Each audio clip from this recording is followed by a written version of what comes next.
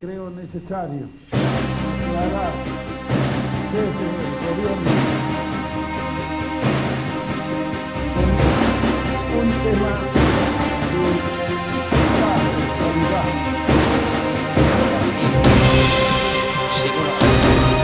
Que las continuas agresiones de aquel país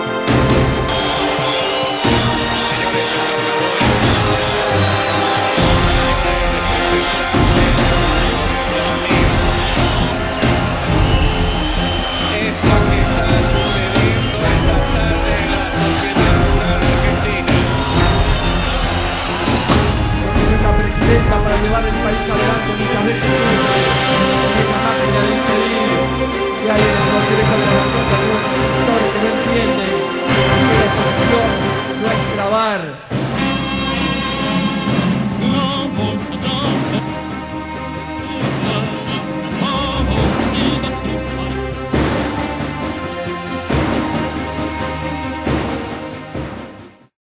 Durante la segunda invasión inglesa en Buenos Aires, interviene un personaje que va a tomar relevancia al poquito tiempo. Nos estamos refiriendo a Martín Miguel de Güemes.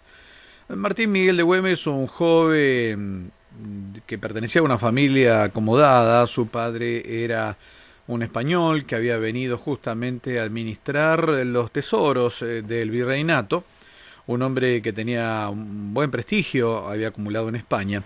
Bueno, justamente viene a Buenos Aires y se radica en la zona de lo que hoy conocemos como Salta. Salta y Tucumán, en ese momento, junto con la quebrada de Humahuaca, era una región dentro del virreinato del Río de la Plata, era el límite entre un virreinato y el otro, el virreinato del Perú y este nuevo virreinato del Río de la Plata. Por esa zona iba quedando todo esto. Como decíamos entonces, se da esta particularidad donde justamente este joven digamos así, le encargan que junte un grupo de gauchos y bueno, él vino hacia el lado de Buenos Aires y al ser muy joven, una vez que llegaba a las inmediaciones de aquella aldea que era la capital virreinal, bueno, la defensa quedaba en manos de un militar de carrera. Y esto ocurrió en el caso de una reconquista con un héroe popular de la época como era Santiago de Liniers. Santiago de Liniers queda al frente de estas tropas, o sea, son absorbidas por el ejército regular y obviamente después lo que ocurre es que justamente a él lo ponen como vice jefe de la tropa, digamos, ¿no? Como segundo de la tropa. Y ya empezaba a mostrar sus dotes, digamos, en el terreno.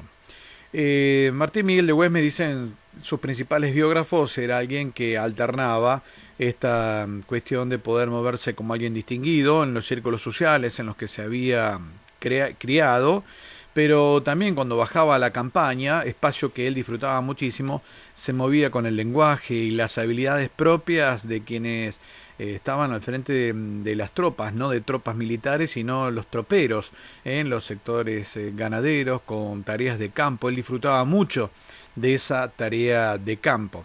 Luego, cuando volvía, retornaba a los salones en los que se movía su familia. Bueno, era conocido como alguien de elegantes modales, pero podía convivir con la parte campera, con el trabajador de campo, casi con la misma naturalidad con que podía convivir con las clases altas. Esto hace de Güemes alguien que era un conocedor del terreno, no era un teórico, sino que era alguien que tenía una praxis, alguien que montaba a caballo con una, digamos así, una destreza muy particular, pero fundamentalmente lo que tenía, y esto es lo que quizás la élite de Buenos Aires no la reconocería ni siquiera después de la Revolución de 1810, tenía llegada a los sectores camperos y gauchos. Recordemos que los gauchos no estaban en todos los lugares, los gauchos eran gente relativamente libre que se movía de una campaña a la otra, hasta que llegó Sarmiento y alambró. El gaucho era un hombre libre, y un hombre libre que se movía por distintas zonas. En ese ámbito se movía nuestro Martín Miguel de Güemes, un hombre que, reitero, la gente lo empieza a recordar cuando se había convertido en el segundo de Liniers. A partir de ahí muchos empiezan a pensar en Güemes como un importante referente desde el punto de vista territorial. Tan es así que en un primer momento, cuando la Revolución de Mayo empieza a comenzar su campaña, porque recordemos que esto se da en Buenos Aires, y habíamos dicho en otro capítulo de nuestra serie, La historia es de todos, justamente la revolución tiene que salir a fomentar, a contar, a generar adhesiones en las provincias del interior. Esto no es nada fácil, sobre todo porque empieza a haber cierta resistencia de los gauchos, fundamentalmente de los caudillos territoriales, que luego se van a consolidar mucho más en la etapa de la Argentina federal. Pero en este primer momento, obviamente, muchos pertenecían a las élites, y bueno, esas élites eran netamente dependientes de España. Cuando la revolución empieza a salir hacia el interior, bueno, se encuentra entre otros con un inesperado enemigo que había adquirido fama, y nos estamos refiriendo justamente a Liniers, Santiago de Liniers, quien trata de resistir de Córdoba, fiel a la corona.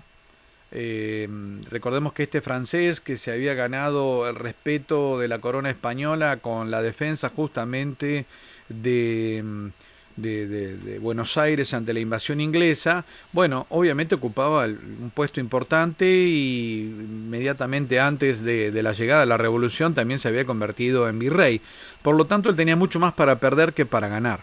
Si bien gran parte de las primeras revoluciones pertenecían fundamentalmente a sectores que habían sido hasta allí burócratas españoles, bueno, obviamente Liniers seguía fiel a Fernando VII, y cuando es capturado ya en la zona mediterránea, en lo que hoy sería la zona cordobesa, bueno, se ordena inmediatamente su fusilamiento. Algunos, como Ortiz de Ocampo, no estaban muy de acuerdo con que esto ocurriera, porque temían que este hombre, que se había hecho popular también entre la campiña, pudiera generar cierta resistencia a esta nueva revolución, que tenía que ganarse el respeto del interior, considerando que estaba hasta allí tildada de ser una revolución porteña, una revolución del puerto, del Río de la Plata, como no había un concepto de nacionalidad, y bueno, esto hasta el día de hoy podríamos decir que cuesta a veces, digamos que esto era como una cuestión de estos porteñitos, ¿no? Y que se creían superiores. Entonces la campaña de los ejércitos que salen de Buenos Aires buscando las adhesiones a la revolución se encuentran con un virrey de Liniers que había sido jefe de Martín Miguel de Güemes, y que, bueno, en definitiva se lo fusila para evitar que pudiera generar una resistencia. Él estaba claramente del lado de los españoles.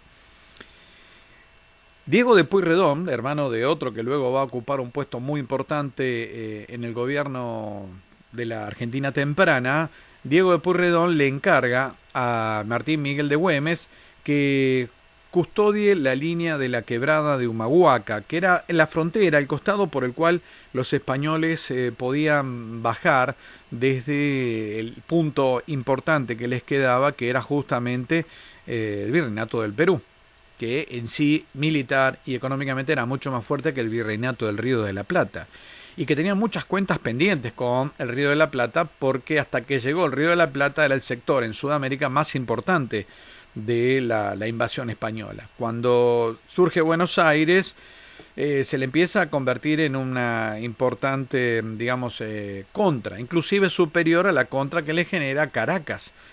Caracas y Buenos Aires estaban mucho más cerca del viejo continente, así que a nivel marítimo, a nivel comercial, tenían ventajas que Perú no tenía, porque quedaba del lado del Pacífico. En este caso, bueno, Buenos Aires era más naciente, pero generaba un gran problema fundamentalmente por la riqueza que ya empezaba a vislumbrar la pampa húmeda al momento de fabricar fundamentalmente carnes y cueros, algo muy muy apreciado en la época. No era el caso necesariamente de Caracas, porque los españoles todo lo que era lo caribeño, que era el azúcar, desde siempre lo habían obtenido de lo que hoy es Cuba. Por lo tanto, Caracas era un puerto interesante, pero no era necesariamente un puerto que se convirtiera en una nueva estrategia, en una nueva competencia para Lima. La cuestión es que los españoles intentan bajar desde allí, desde el norte, y obviamente la quebrada de Humahuaca se convierte en un punto central. Y obviamente allí empieza a haber distintos puntos. Hay una batalla muy importante que es la que se conoce como la batalla del Tucumán. En esta batalla, bueno, se dan algunas cosas, la revolución pierde una primera gran batalla ante un ejército ordenado, como es el ejército español, en lo que fue la derrota de Cotagaita. Y entonces se ordena un retorno, un repliegue hasta Córdoba, volver a bajar hacia atrás, para rearmarse, para superar las primeras pérdidas. Recordemos que el ejército revolucionario no era un ejército tan formal ni con tantos siglos de armado como era el ejército español. Se nutría de algunos oficiales y soldados criollos que, bueno, pasaban al bando de la revolución, pero no tenía el orden institucional que tenían los españoles. En una de estas órdenes, y tras la derrota de Cotagaita, hay un retorno del ejército, el orden es replegarse, pero hay un joven a cargo de un grupo de gauchos, que es nuestro Martín Miguel de Güemes, que desobedece esta orden y entonces toma a los españoles, lo toma a Tristán, que era el general español, a contrapierna totalmente, imaginado, porque ellos vieron huir al ejército revolucionario, o mejor dicho, bajar en territorio hacia lo que era Córdoba, y en medio del camino se encuentran con un grupo muy inferior, que los ataca inclusive de noche, de gauchos, que conocían muy bien el terreno, y esto es algo muy importante, incluso se estudia en las escuelas militares, conocían tan bien el terreno que podían incluso cabalgar de noche, cosa que para los españoles no era algo muy común. Y cosa que el ejército que venía desde Buenos Aires, el ejército revolucionario, tampoco se atrevía, porque no conocían el terreno. Ahora este ejército, muy inferior en cantidad, pero sí con hombres bravos, hombres acostumbrados a vivir a la intemperie. El gaucho era alguien que vivía a la intemperie, el gaucho era alguien que dormía al lado de un árbol o debajo de su caballo, de golpe, y que conocía muy bien el terreno, que era capaz de cabalgar de noche. Bueno, esto obviamente sorprende a los españoles, hay una gran derrota, un desorden en el ejército español que permite la primera triunfo formal de la revolución contra los españoles, contra el ejército español, que es la derrota, la victoria, mejor dicho, de Suipacha. Una vez que ganan en Suipacha, en lugar de reconocérsele a justamente a Martín Miguel de Güemes, que su acción, digamos, temeraria había debilitado suficientemente a los españoles para que sean derrotados, lo toman como una insubordinación, y entonces Balcarce y Castelli, dos porteños, para decir de alguna manera, bueno, lo sancionan a Güemes y le dicen que tiene que irse, y bueno, lo sacan de ese armado revolucionario que se estaba haciendo. Él le pide a sus gauchos que queden, son incorporados sus gauchos al ejército formal, algo que traía rispideces, porque el gaucho era un hombre libre, un hombre de campo, pero un hombre libre, un hombre que tenía su caballo, su cuchillo, y iba viviendo a la libertad. Éramos un biotipo, una personalidad que habría que vamos a tener que dedicarle algún programa en algún momento. Y entonces estaba justamente este triunfo. Suipacha lo desplazan a Martín Miguel de Güemes, y se produce entonces una siguiente derrota, una derrota pero monstruosa, que es la derrota de Huaki. Ahí el ejército patriota sufre, digamos, un montón de bajas en el terreno, una cantidad impresionante de material bélico perdido, un material bélico que no sobraba, un material bélico que era bastante escaso, que se le iba ganando a los españoles y que se empezaba a fabricar con alguna fábrica que habían dejado los españoles en Buenos Aires y en las inmediaciones, pero en sí era un ejército bastante mal armado. Por lo tanto, las derrotas, las pérdidas de material eran algo que no era muy fácil de ser recuperado. En esto, por supuesto, ya después de esta derrota, obviamente lo nombran a Belgrano. Belgrano reemplaza a Diego de Pueyrredón, y ya Belgrano avanza justamente tratando de hacer un ejército. Belgrano era muy rígido con la disciplina, por lo tanto no le tenía mucha paciencia a Martín Miguel de Güemes y en la primera de cambio lo manda a Buenos Aires de nuevo. No hay dobles vueltas. En el interín, Belgrano realiza algo que es cuando de vuelta los españoles vuelven hacia abajo. Ya Belgrano estaba en Jujuy con el ejército auxiliar del norte, y en ese retorno de los españoles que bajaban, que imaginaban llegar a Jujuy y derrotar a los patriotas, a los revolucionarios, bueno, se encuentran con que Jujuy no hay nada, pero no solamente no hay gente no solo no tienen quien los combata, sino que se encuentran con una Jujuy arrasada por los mismos jujeños. El éxodo jujeño, una de las proezas populares más importantes, y que empieza a demostrar la adhesión del interior a los españoles, pues ya estamos prácticamente en 1812, donde ya habían pasado 2 años y donde ya cuando el español venía hacia lo que son nuestros territorios actuales, atacaba a toda la población. Y entonces, si había todavía algún lugareño dudando entre, bueno, pero estos son revolucionarios que vienen de Buenos Aires y estos hace siglos que pertenecemos a la corona española, empiezan a tomar parte por los revolucionarios y empieza a recrearse un poco este sentido de nacionalidad, que había que formarlo. Imagínense personas que habían vivido por generaciones rindiéndole homenaje a un rey lejano del que pocos sabían, y de golpe y porrazo los representantes de ese rey lejano que pocos sabían, lejos de protegerlos como se les había prometido, venían y los atacaban a mansalva. Los españoles bajaban con mucha hazaña y violaban a las mujeres, quemaban las casas, se les llevaban las comidas, los alimentos, y entonces eso empezó a generar adhesión en los locales, que se dieron cuenta que en esto, bueno, no les quedaba otra que luchar en contra de ese ejército español que cuando venía los esquilmaba. El éxodo jujeño, este retorno hacia abajo, concretamente hacia Tucumán, que realiza como una gran proeza Belgrano, bueno, ya empieza a adherir y por supuesto empieza a generar cierta adhesión popular. En ese momento están pasando cosas en Buenos Aires. Justamente habían llegado ya en 1812, empiezan a llegar a Buenos Aires algunos masones organizados. Entre ellos llegan integrantes de la logia Lautaro, pero fundamentalmente llegan San Martín y Alvear.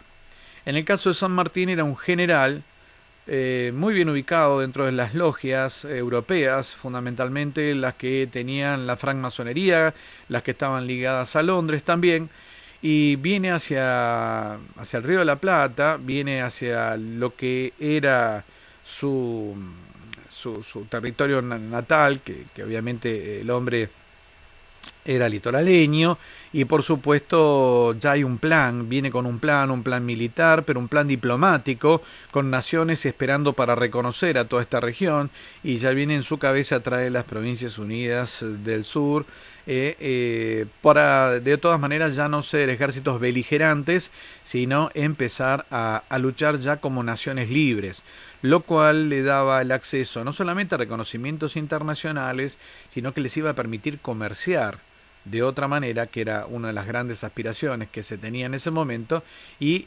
además, por sobre todas las cosas, también la posibilidad de conseguir armamento. Inmediatamente San Martín empieza a organizar un ejército profesional, ¿sí? Los famosos granaderos, los busca con altura. Desde ahí hay una tradición de buscar altos. Queda claro que en aquel momento un hombre alto era un hombre de unos 1,55 m. El mismo San Martín medio 1,50 m. Hoy por hoy los granaderos toman gente de 1,80 m.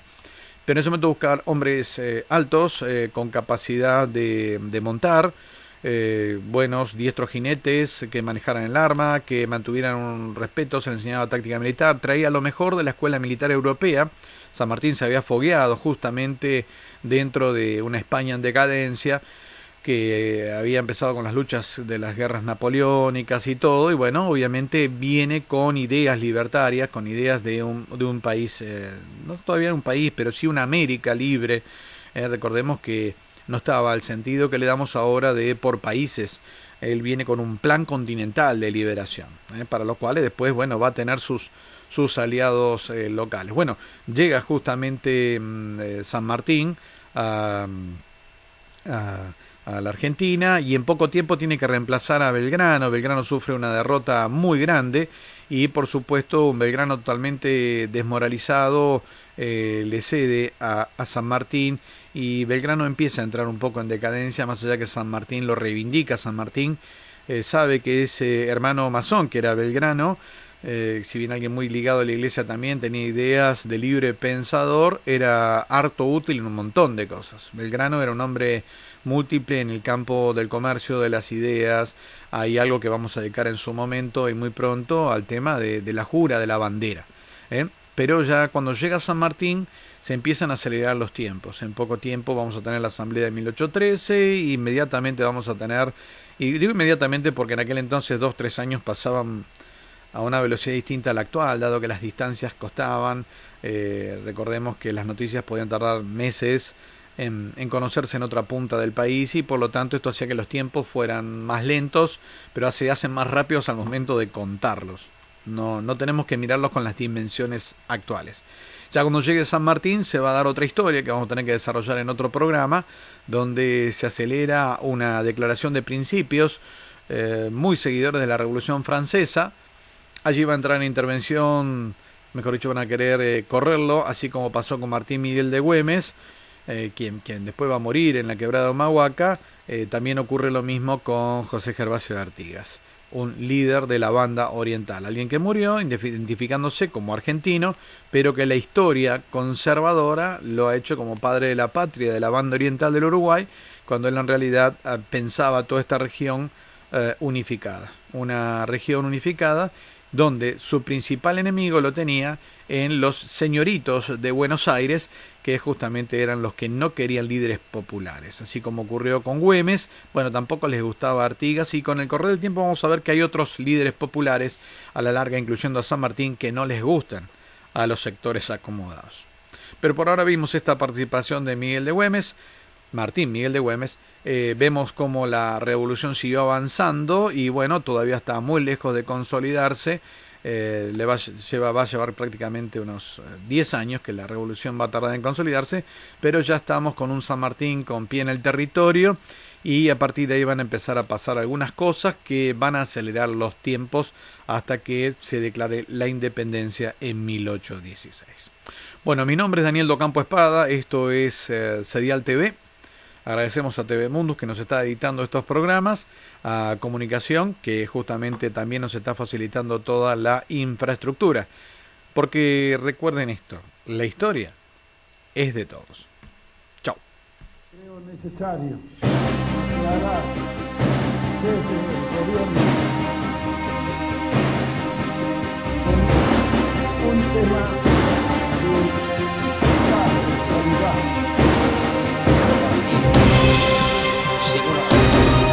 Que las continuas agresiones de aquel país